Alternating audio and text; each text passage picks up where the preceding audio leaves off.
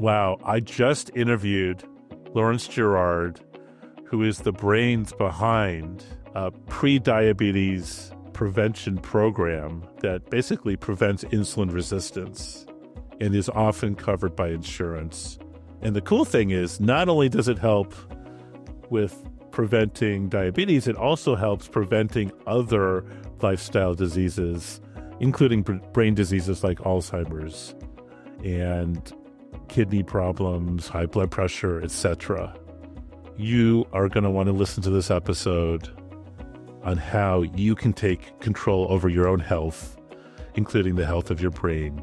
This has been Dr. Josh with Alzheimer's Breakthrough. Thank you for joining, and stay tuned for the next episode. Have a great week. Peace and plants.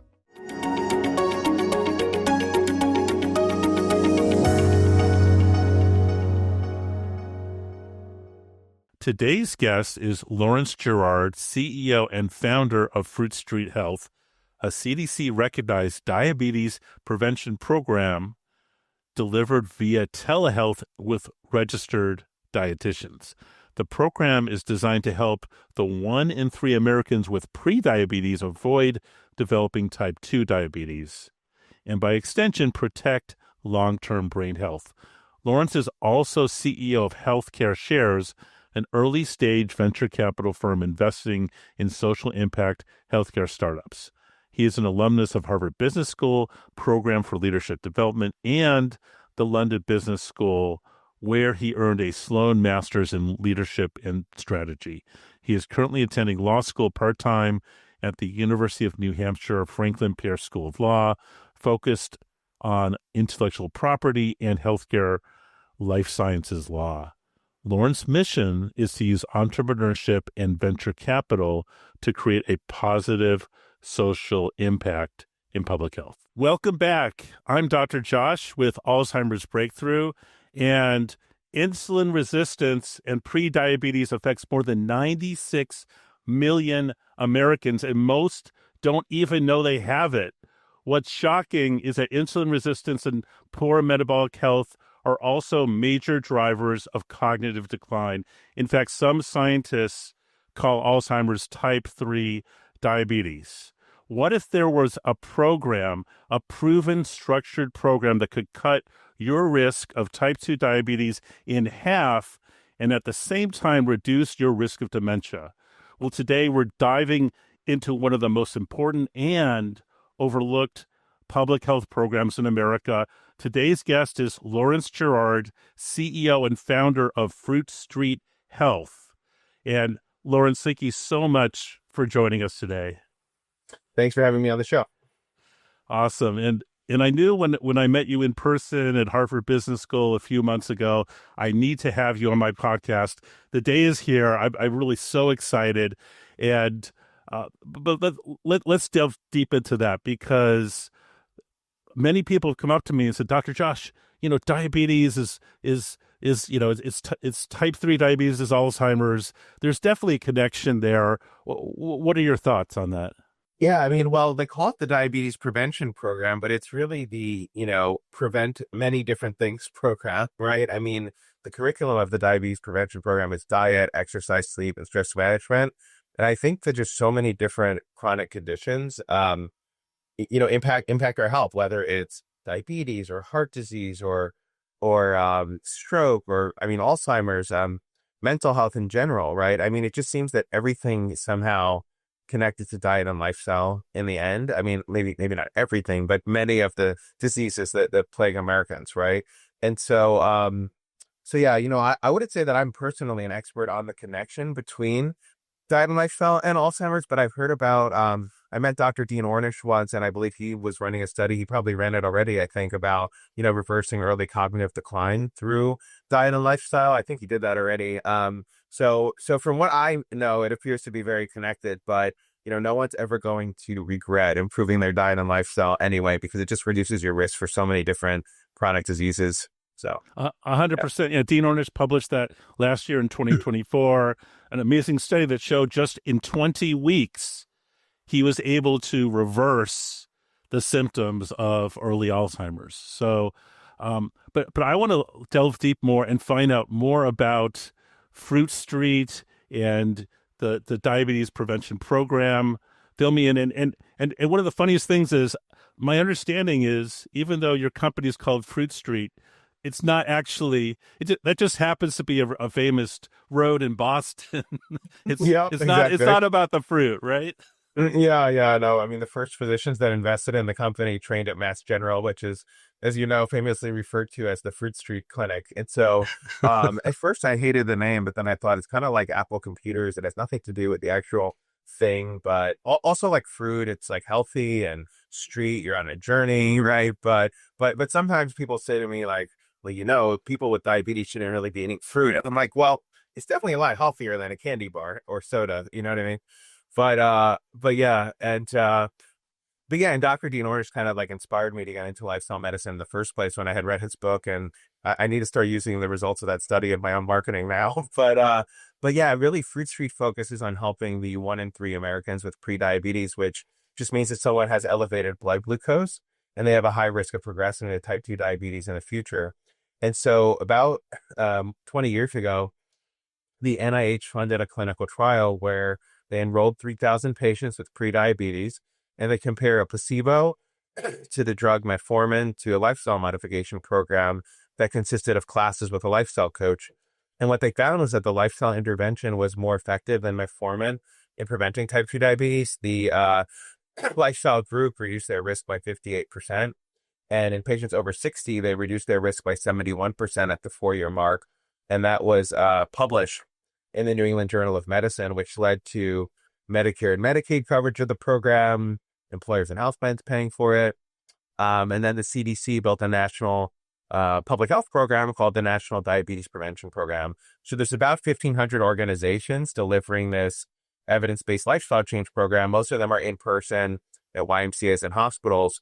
But the way we deliver it is online through telehealth and live group video conferencing on Zoom with registered dietitians. So we make it accessible anywhere, really. That's awesome. And how long have you been doing this online program? Yeah, we became a CDC-recognized program since 2017. And we've enrolled about 45,000 people. We started out by delivering it to large employers and health plans like Walgreens offered it as a benefit, Delta Airlines, as well as CareFirst Blue Cross Blue Shield. But there were some big federal regulatory shifts last year that allowed virtual delivery of the Medicare Diabetes Prevention Program. So we started to deliver the program to Medicare beneficiaries in October of 2024. And it's really just a great program. It's 12 months long. There's a dietitian and a group of up to 30 patients meeting on Zoom from either their computer or the Fruit Street mobile app. And it just goes through this curriculum covering things like diet, exercise, sleep, stress management. You get a wireless scale to track your weight loss progress. You can take pictures of your food in an app and track your physical activity.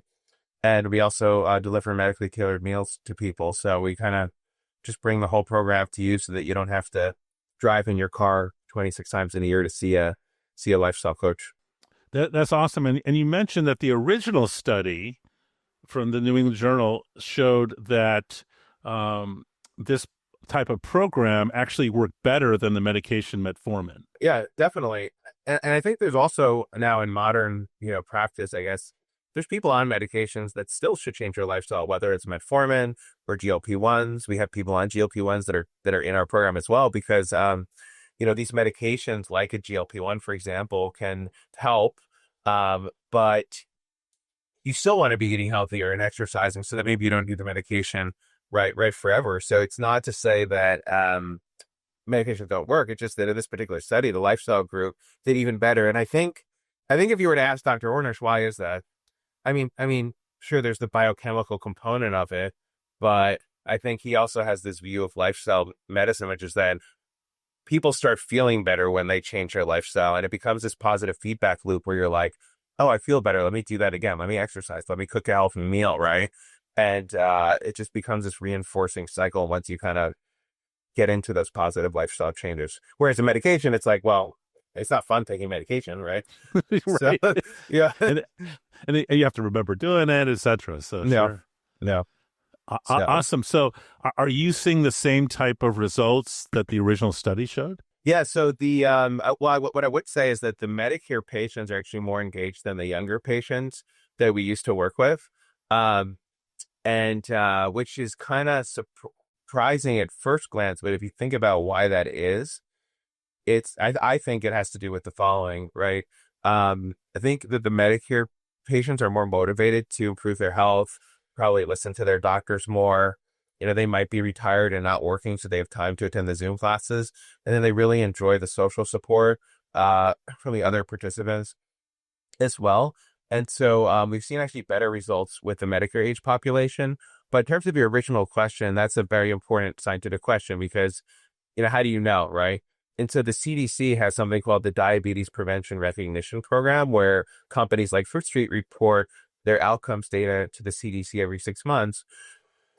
And we have to hit certain benchmarks to achieve what's called CDC recognition, which we have, which is kind of the way of telling a payer that, yeah, we are implementing the program in a way and achieving similar outcomes in a way they're similar to the original study. So it's not like there's just random people delivering the program all around the country.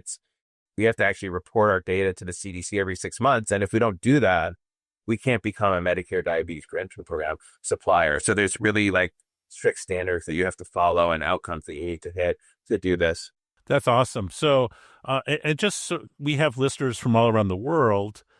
Obviously, insulin resistance, brain problems, it's an issue not just in the United States.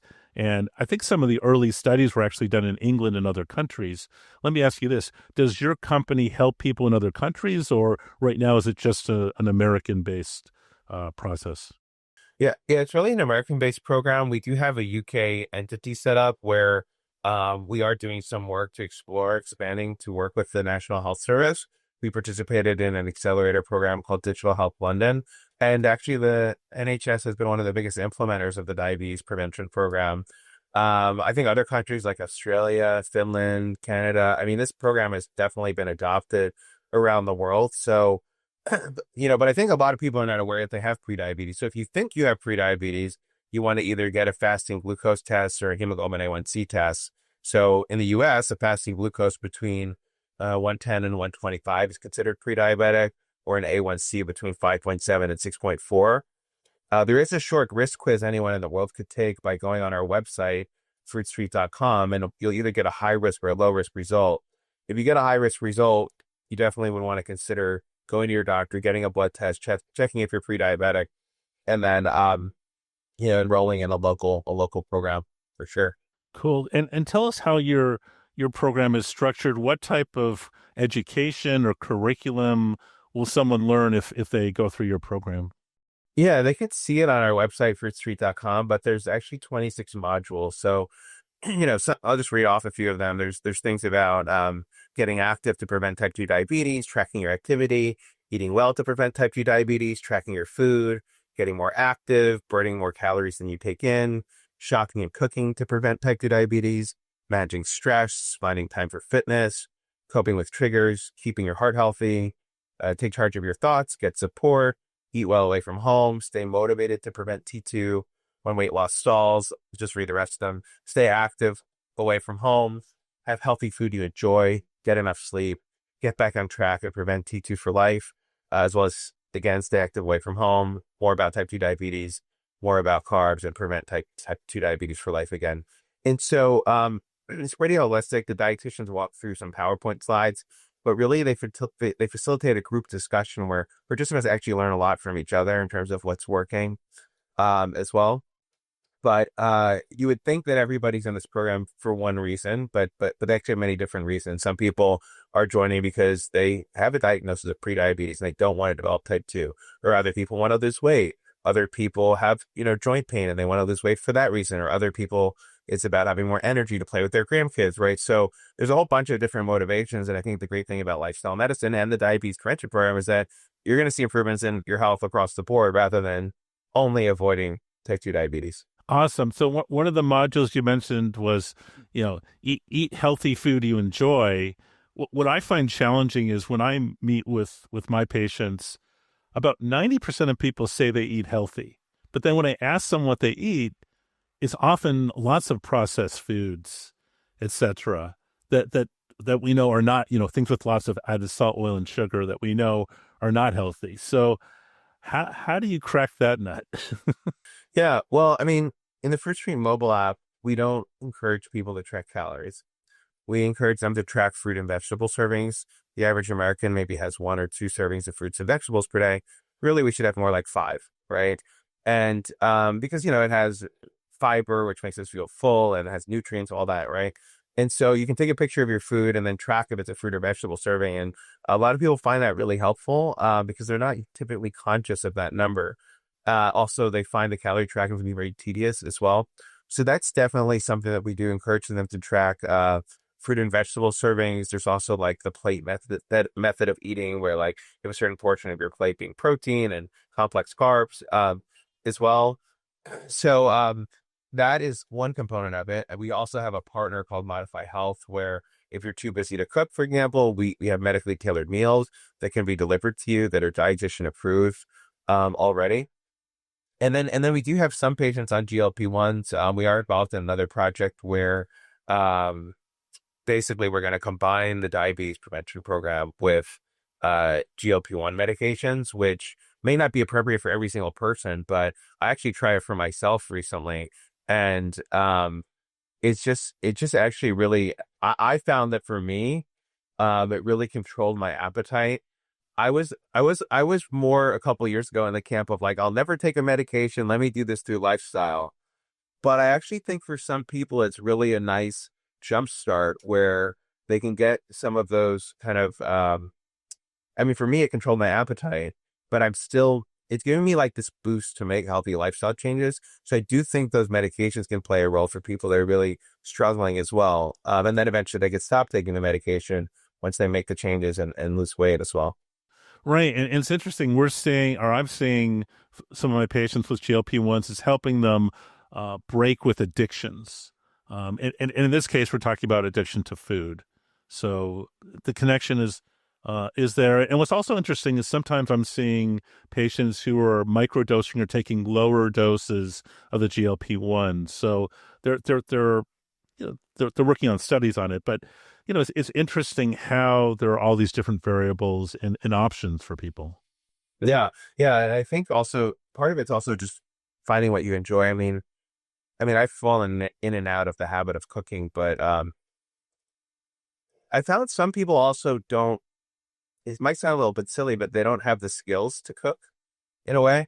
And we had a partner previously they're a great company called Monge, where they had these step-by-step videos where just teaching you like how to cook, but basic things like basic knife skills, like how do you, I don't know, maybe chopping vegetables is an easier example, but or how do you like fillet a fish or just, it's just when people develop the cooking skills, I find that they feel more confident in cooking as well. And then they taste the great meal they made. And that's also another positive feedback loop. And it's not to say we can cook every single meal, but I think that developing the skill of cooking is something that's often overlooked as well.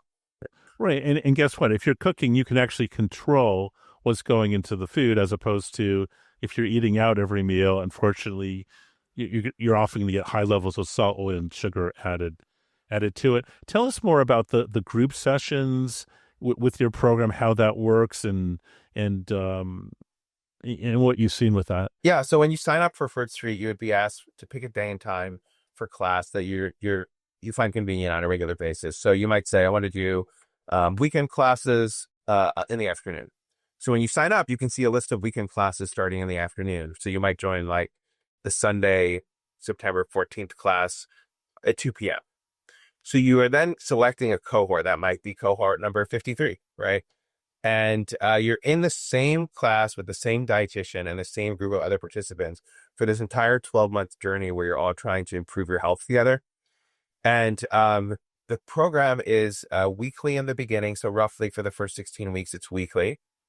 Then it goes to bi-weekly. And then eventually it's monthly maintenance sessions. And again, you can join these classes from your computer or the Fruit Street mobile app. It's okay if you miss a class. There's kind of material you can read to catch up.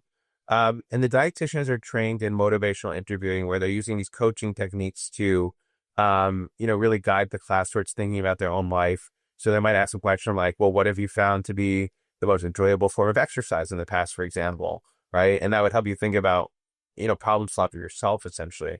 But there is also a curriculum where the class will start out. There'll be some slides that are shared, but then it's really a group discussion where people are sharing like what worked for them this week, what didn't. And then at the end of each class, setting a SMART goal. Let's see if I remember the acronym. It's like specific, measurable, actionable, realistic, and time-based or something like that. And so you set a goal. Good job. You remember. Yeah, I did take one lifestyle Smart medicine goals. class at Harvard, but anyway. But yeah, so I think that's also helpful, just setting realistic goals for yourself. But the participants form friendships. I mean, we've had people that have discovered they live in the same neighborhood and they go exercise together, or they become kind of, I don't know, accountability partners, and they form a text message exchange with each other. We do have a group chat in the Fruit Street mobile app as well, where in between these video classes, you can, stay in touch with your group in the chat as well. So I think the group component is what makes it more interesting than speaking to a dietitian one-on-one. I find that maybe the average number of sessions attended by someone speaking to a dietitian one-on-one, like 6.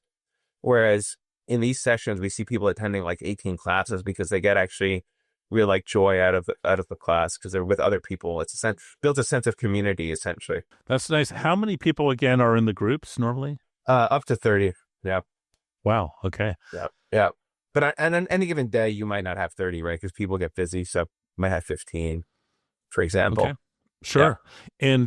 And currently, is yours the only diabetes prevention program that uses online learning like this, or what are your thoughts? I wouldn't say that we're the only one. If the CDC has recognized different delivery types, so we have a delivery type called distance learning, which means live classes. So there's definitely other ones. Some of the big kind of venture capital backed companies use this method called online, which means asynchronous communication. So instead of doing a live class, you would kind of watch some recorded videos and some modules. You would read some content and get some text messaging. For some people, that may work better if they have kind of a different schedule every week. But I found that, or I believe that it's more effective when you have these live classes. It's the most similar to the original DPP trial because it's more like you're just kind of the same way that you're in a physical YMCA in a classroom.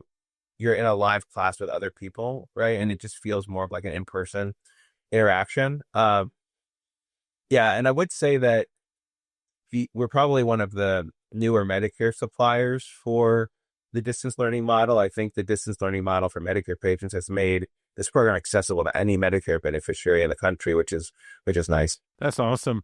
And how do people normally find out about this program, or the fact that there is a national diabetes prevention program? I haven't seen any commercials about it. How are people in the real world finding you or similar programs?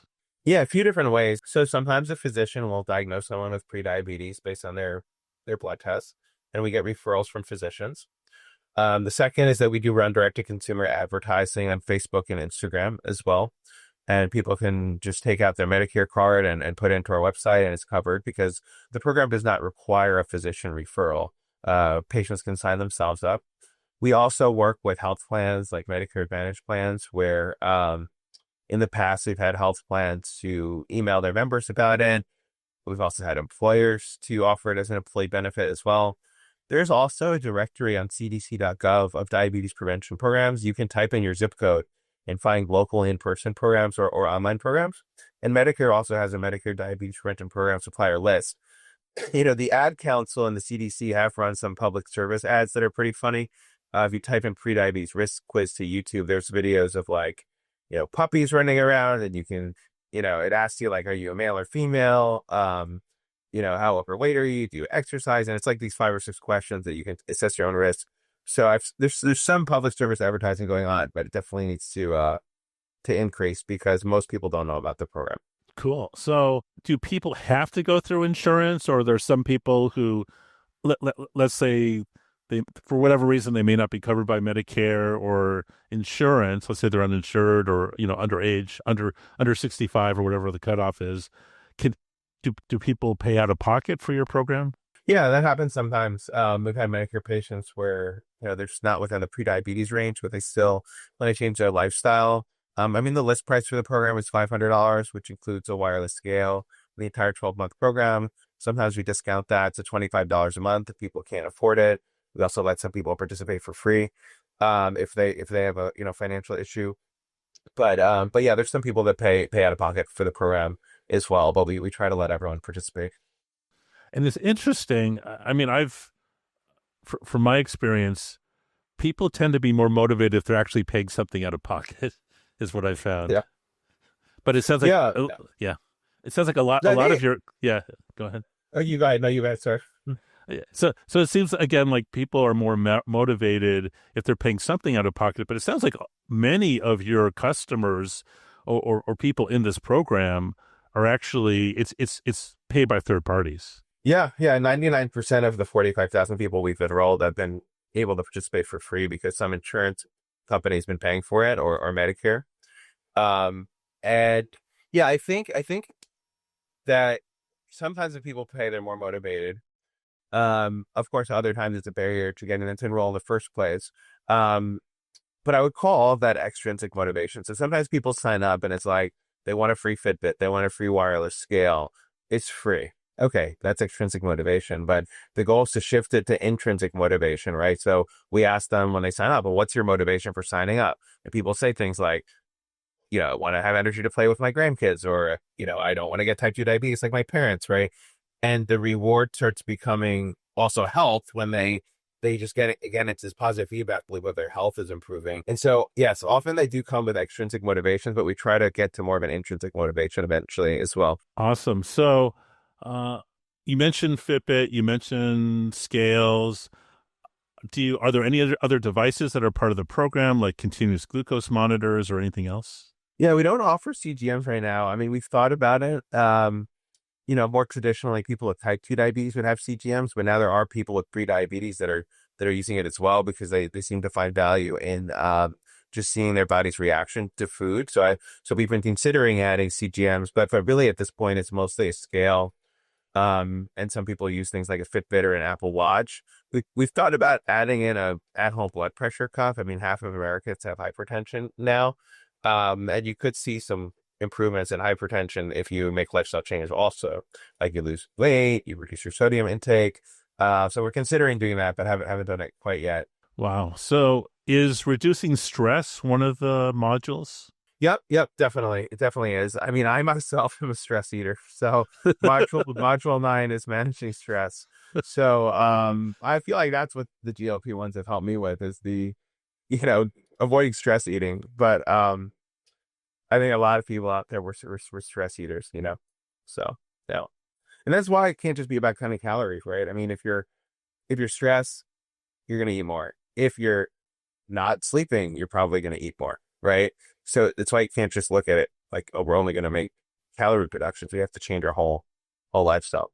Wow. And what type sort of accountability is there with the program? I can see if you're meeting with a group, and you show up, it's like, hey, I either did follow through or I didn't. But what other types of accountability methods do you have? Yeah, well, when people step on the scale, their dietitian has access to see their weight. You can also, of course, see your own weight in the app and how much more weight you have to lose. So the minimum weight loss goal of the program is 5% weight loss. Some people will get further and they'll get to 9%. So if you come and you weigh 200 pounds, your goal of 5% weight loss is going to be 290. So you can see like how close you are to hitting that goal. But the dietitian can see your weight. The dietitian can also see the pictures of the food that you're taking in the app and give you feedback. But then also you're attending these weekly check-ins with your group, and you don't necessarily need to share your weight with the group, but you're going to share like what was successful this week and what wasn't. And I think those weekly check-ins really help. Also, there's been some studies that have shown that when people take pictures of their food, even if they don't do anything else, nobody looks at it. You just take pictures of your food, they become more conscious of what they're eating as well.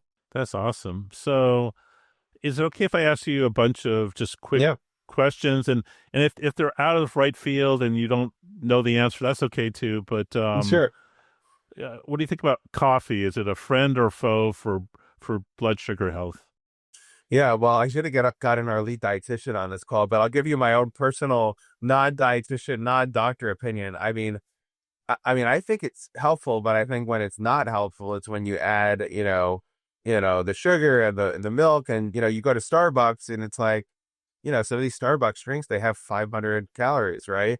So if we're talking about black coffee or black coffee with a little bit of milk and added sugar, I think it appears to be helpful from the research, but it's the Starbucks drinks that are the problem, because liquid calories are the worst type of calorie because there's no fiber, you know.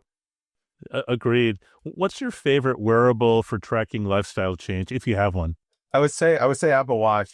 I mean, Fitbit is a close second, but it's between those two. I've explored Garmin recently as well, and Withings is kind of interesting. If you want something that looks like a real watch, I would say go with Withings because they have some pretty sleek devices. But my personal preference would be Apple Watch. Awesome. And I know they just came out yesterday with or earlier this week with some updates.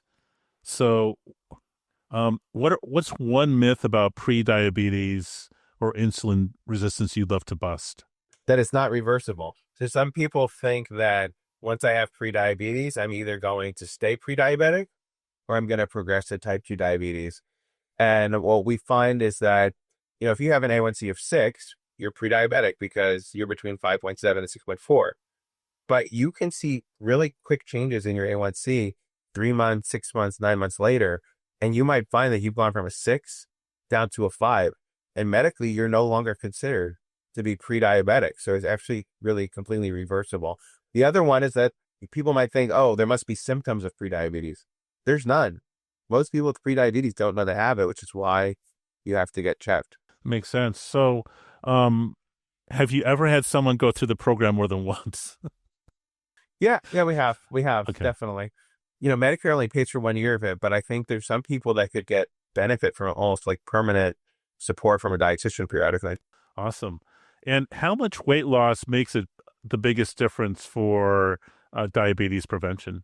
Yeah, generally it's thought of as 5% being kind of like the number that's going to significantly reduce your risk for type 2 diabetes. And what's your favorite success story from Fruit Street? I have so many. I have this one document that's 90 pages long. It's called Wednesday Win. So we used to do this thing where the dietitians would report frontline success stories, and we just collected all of them. But I don't know if there's one specific one, but some of them that there's just stories of people that have like lost 80 pounds, or I really like the ones where they go to their doctor and their doctor takes them off of 5 medications, and the doctor's like, what the hell did you do? Like, this is magical.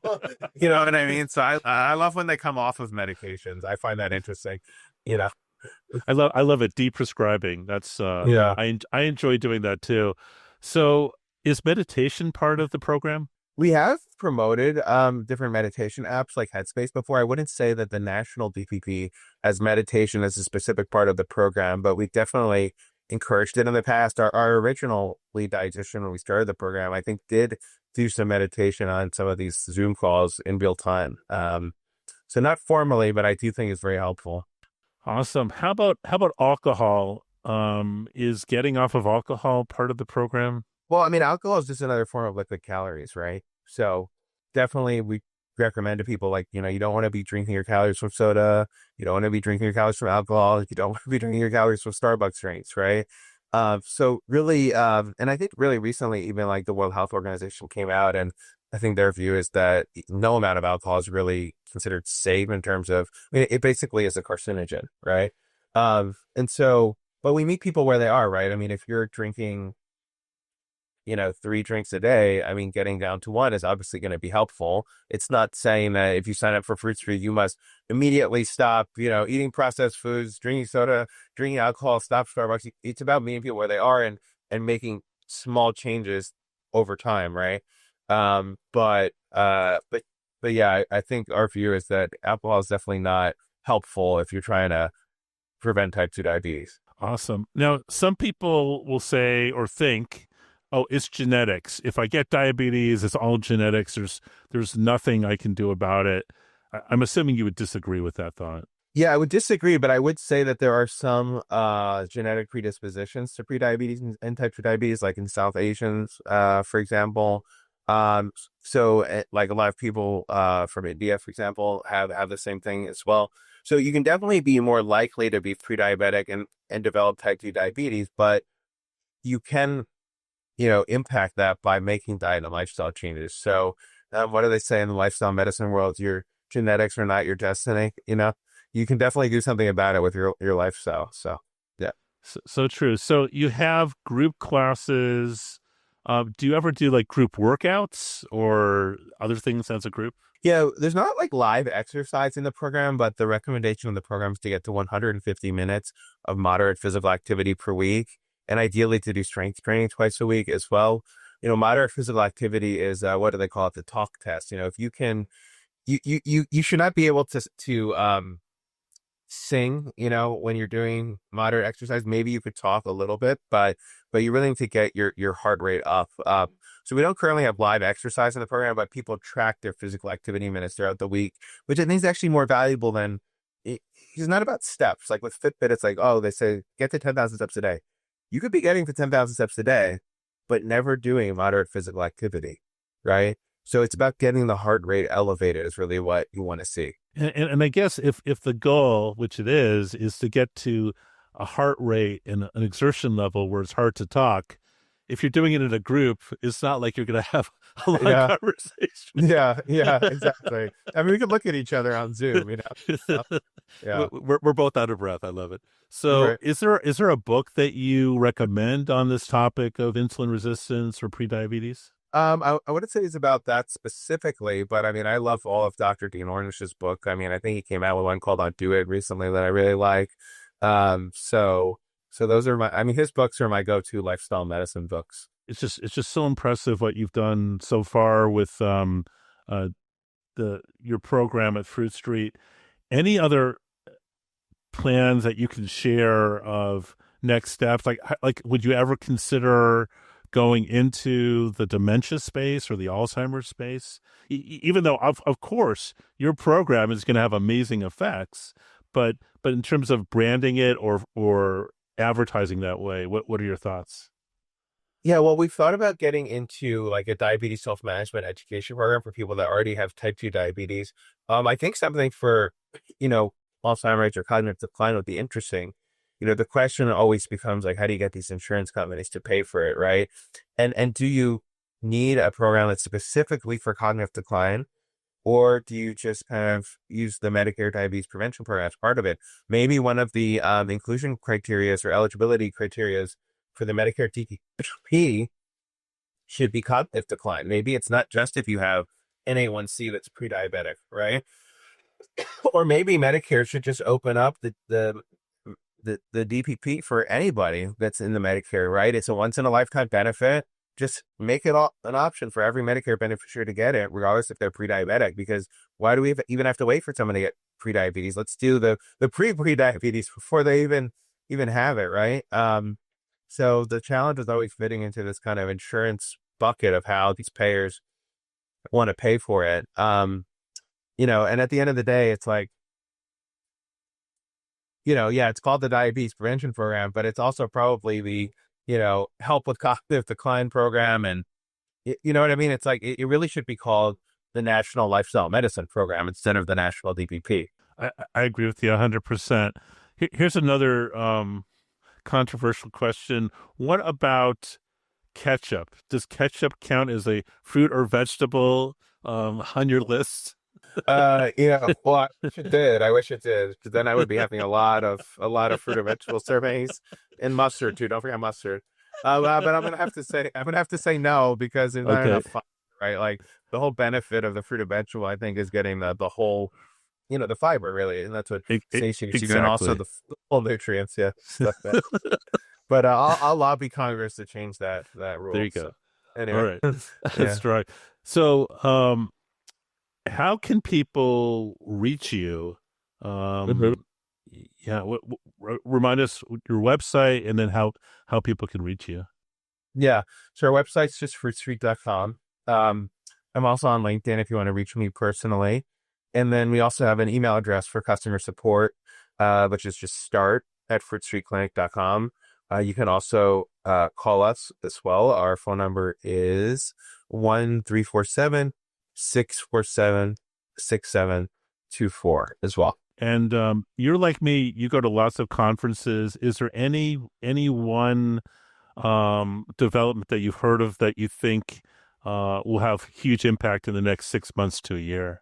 Well, they are probably going to change the Medicare Diabetes Prevention Program rules to allow those online providers to become Medicare suppliers. Currently, you have to do live classes. I also heard something the other day that they might just make health coaching a permanent Medicare reimbursable service as well. So those would both be pretty interesting. Yeah. Cool. And is there any question I should have asked you but did not? I mean, you were pretty thorough. No, I think you covered everything.